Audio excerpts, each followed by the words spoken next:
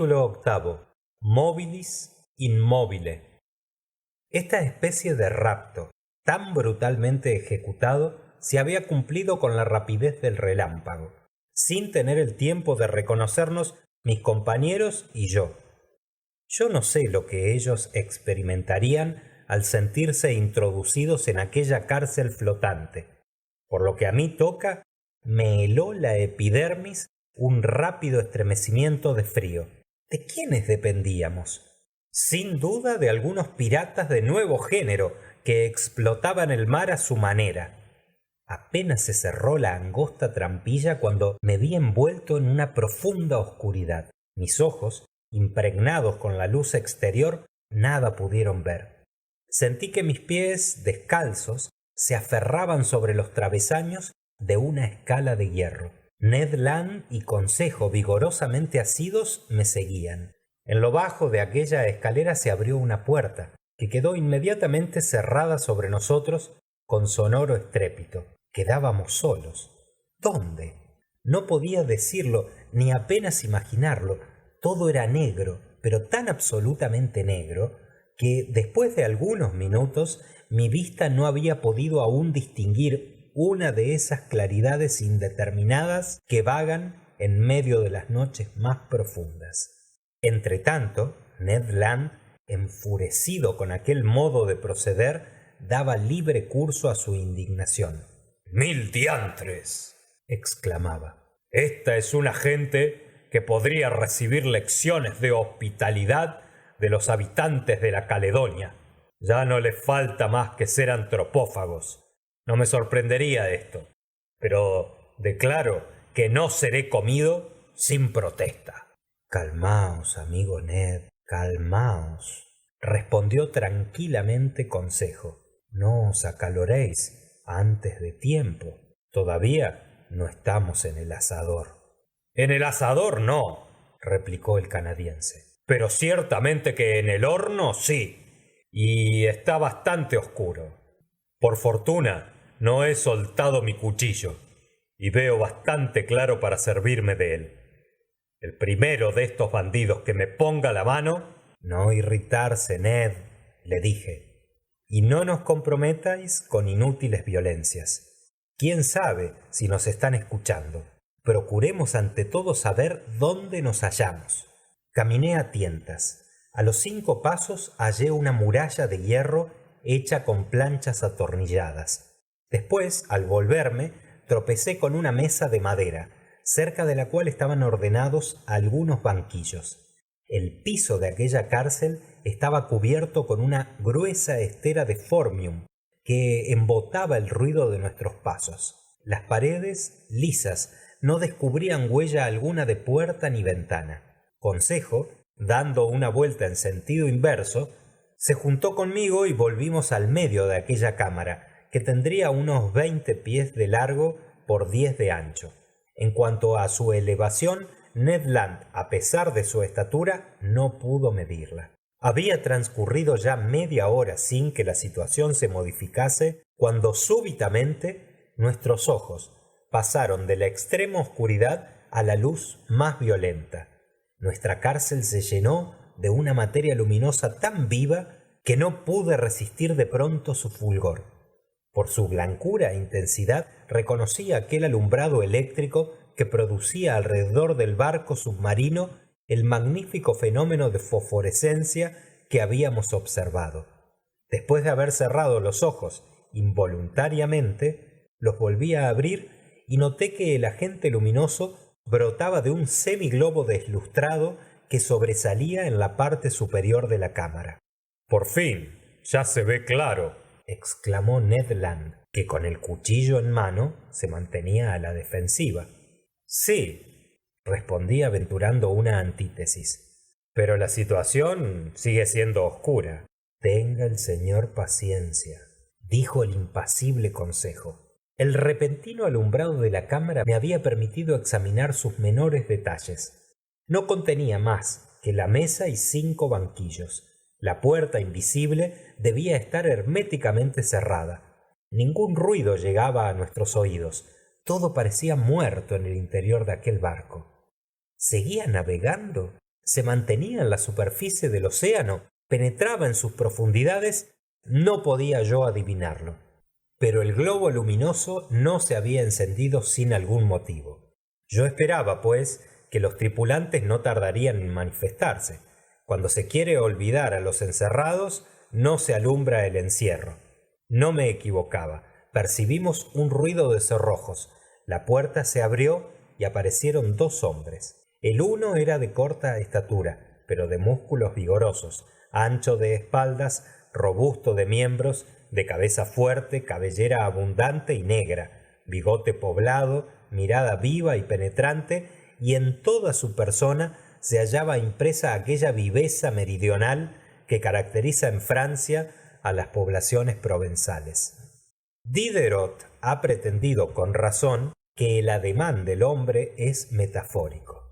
Aquel hombrecillo era ciertamente la demostración viva de esta verdad.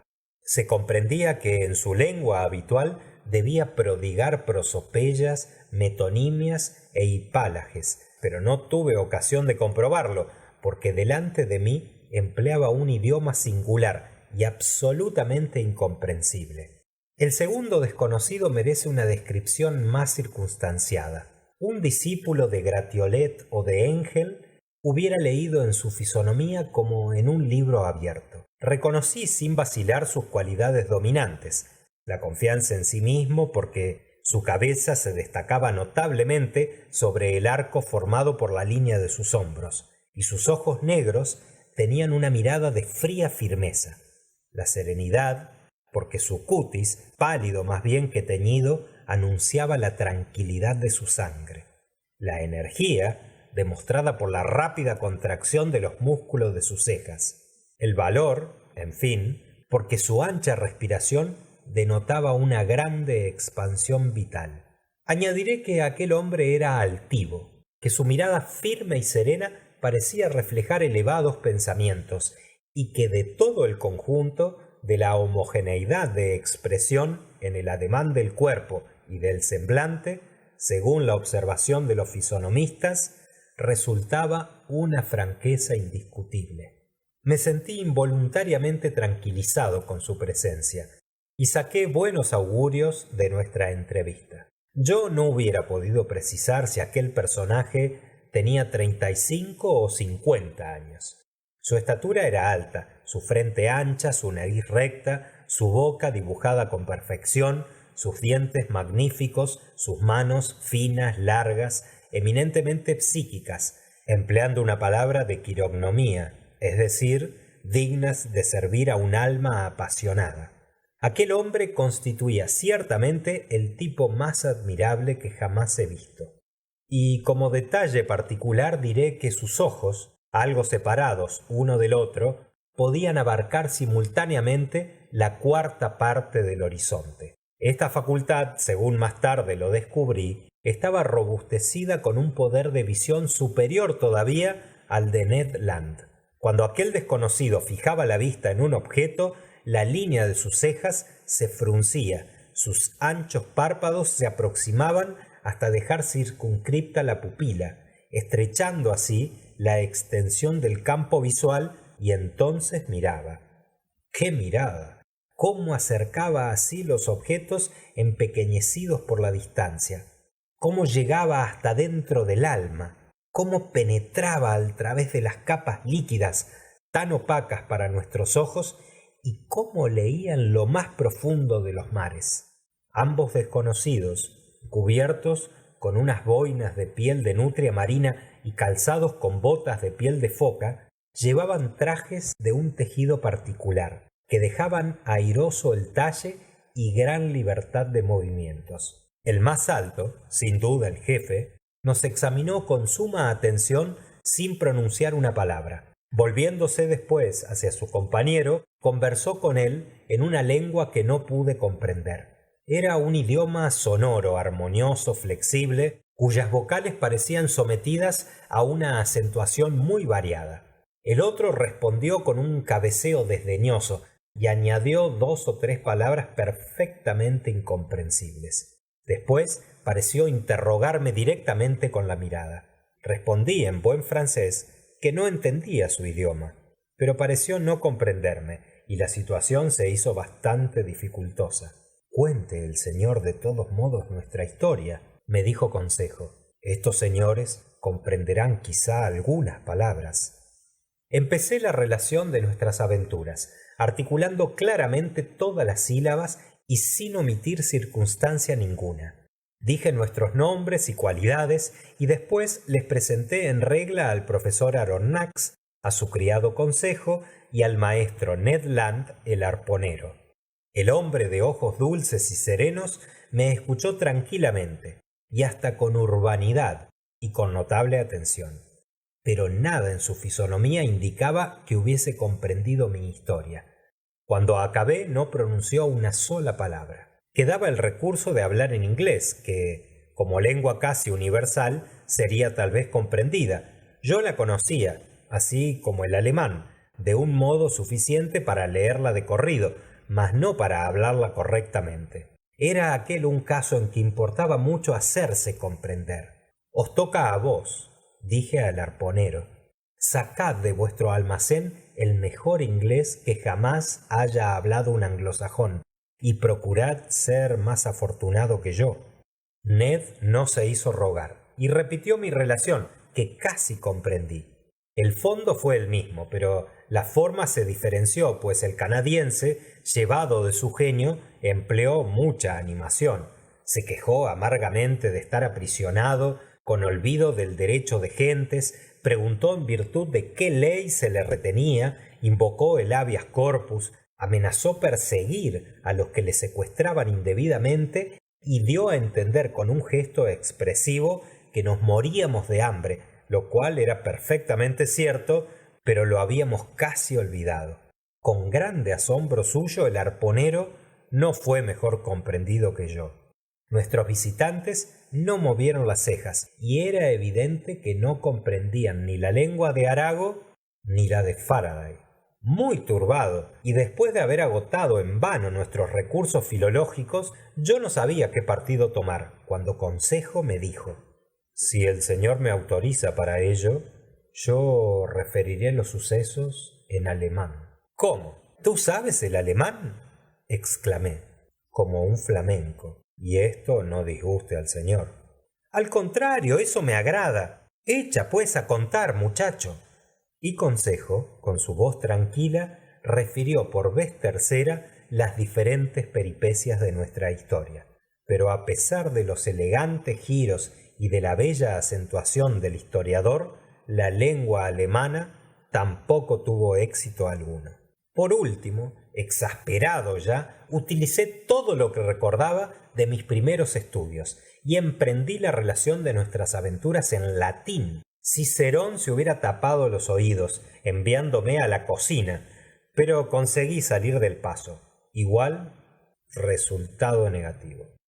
Abortada esta última tentativa, mediaron entre ambos desconocidos algunas palabras en su lengua incomprensible, y se retiraron sin habernos dirigido siquiera uno de esos ademanes tranquilizadores que se emplean en todos los países del mundo.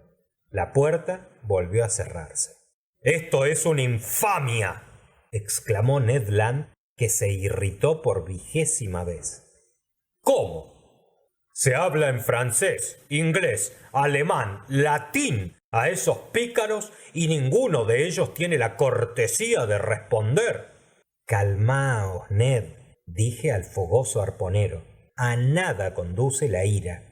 «Pero sabéis, señor profesor», repuso nuestro irascible compañero, «que se puede morir perfectamente de hambre en esta jaula de hierro». «Bah», dijo Consejo, «con algo de filosofía todavía podemos aguantar mucho». «Amigos míos», expuse, «no hay que desesperarse. Nos hemos hallado en trances peores. Hacedme el favor de aguardar para formar una opinión sobre el jefe de este barco». «Mi opinión ya está formada», dijo Ned Land. «Son unos tunos». «Bien, pero ¿de qué país?» «Del país de los tunos». «Ese país, valiente Ned, no está aún bastante indicado en el mapamundi, y declaro que la nacionalidad de esos dos desconocidos es difícil de determinar. Ni ingleses, ni franceses, ni alemanes, eso es todo lo que podemos afirmar. Sin embargo, me inclinaría a suponer que el jefe y su segundo han nacido en latitudes bajas. Hay en ellos algo de meridional, pero ¿son españoles, turcos, árabes o indios? No me permite decirlo su tipo físico. En cuanto a su lengua, es absolutamente incomprensible. Ese es el inconveniente de no saber todos los idiomas, respondió Consejo, o la desventaja de no existir una lengua única. Lo cual no serviría para nada, respondió Ned Land. ¿No veis que esa gente tiene un idioma suyo, inventado para hacer desesperar a unos hombres que piden de comer? Pero en todos los pueblos del mundo, el abrir la boca, el mover las quijadas, el chasquear los dientes y los labios, no son cosas comprensibles. ¿No quiere decir eso en Quebec como en el Pomotú, en París como en las Antípodas? «Tengo hambre, dadme de comer». «Oh», exclamó Consejo, «hay naturalezas tan poco inteligentes». Al decir esto, la puerta se abrió. Un steward entró. Traíanos ropa, chaquetas y pantalones hechos con una tela cuya especie no conocí. Me vestí a prisa imitándome los compañeros. Entretanto, el criado, mudo y tal vez sordo, había dispuesto la mesa poniendo 3 cubiertos. Esto ya va siendo serio, dijo Consejo, y los augurios son buenos. Bah, respondió el quisquilloso arponero. ¿Qué demonios queréis que comamos aquí? Hígado de tortuga, solomillo de tiburón, biftec de perro de mar. Ya lo veremos, dijo Consejo. Los platos, cubiertos con una tapa de plata, fueron simétricamente colocados sobre el mantel, y nos sentamos a la mesa. Decididamente estábamos en relaciones con gente civilizada, y sin la luz eléctrica que nos circundaba, hubiéramos creído estar en el comedor de la Fonda Adelphi de Liverpool o del Gran Hotel de París. Debo decir, sin embargo, que no había ni pan ni vino. El agua era fresca y clara, pero nada más que agua, lo cual no agradó a Ned Land. Entre los manjares que nos sirvieron, reconocí diversos pescados primorosamente aderezados, pero no pude conocer otros platos, por cierto, excelentes. Ni me hubiera sido posible determinar a qué reino vegetal o animal pertenecía su contenido. En cuanto al servicio de mesa, era elegante y de un gusto perfecto. Cada objeto, cuchillo, tenedor, cuchara, plato, tenía una letra rodeada de una divisa, y cuyo facsímil es el siguiente. Alrededor de una letra N se leía Mobilis in mobile. Móvil dentro del elemento móvil. Esta divisa se aplicaba perfectamente al aparato submarino, con la condición de traducir la preposición in por dentro y no por sobre. La letra N era, sin duda, la inicial del nombre del personaje enigmático que mandaba en el fondo de los mares. Pero Consejo y Ned no hacían tantas reflexiones, devoraban, y no tardé en imitarlos. Por lo demás, ya estaba yo tranquilizado acerca de nuestra suerte, y me parecía evidente que nuestros huéspedes no querían dejarnos morir de hambre. Sin embargo, todo acaba aquí abajo, todo se pasa, aun el hambre de los que han estado 15 horas sin comer. Satisfecho nuestro apetito, se dejó imperiosamente sentir la necesidad del sueño, reacción muy natural después de la interminable noche durante la cual habíamos luchado con la muerte. A fe mía que pienso dormir bien, dijo Consejo. Y yo ya estoy durmiendo, respondió Ned Land. Mis 2 compañeros se tendieron sobre la alfombra de la cámara y quedaron bien pronto sumidos en el sueño más tenaz. Por mi parte, yo cedí con menos facilidad a esta violenta necesidad de dormir. En mi ánimo se acumulaban demasiados pensamientos, se amontonaban demasiadas cuestiones insolubles y eran demasiadas también las imágenes que mantenían mis párpados entreabiertos. ¿Dónde estábamos? ¿Cuál era la extraña potencia que nos conducía? Yo sentía, o más bien creía sentir, que el aparato descendía hacia las capas más hondas del mar. Me asaltaban horribles pesadillas. Yo entrevía en aquellos misteriosos asilos todo un mundo de animales desconocidos, a cuyo mismo género parecía pertenecer el barco submarino, viviendo, moviéndose, formidable, como ellos. Luego mi cerebro se fue aquietando, mi imaginación se fue desvaneciendo en un vago sopor, y bien pronto quedé entregado a un profundo sueño. Capítulo 8.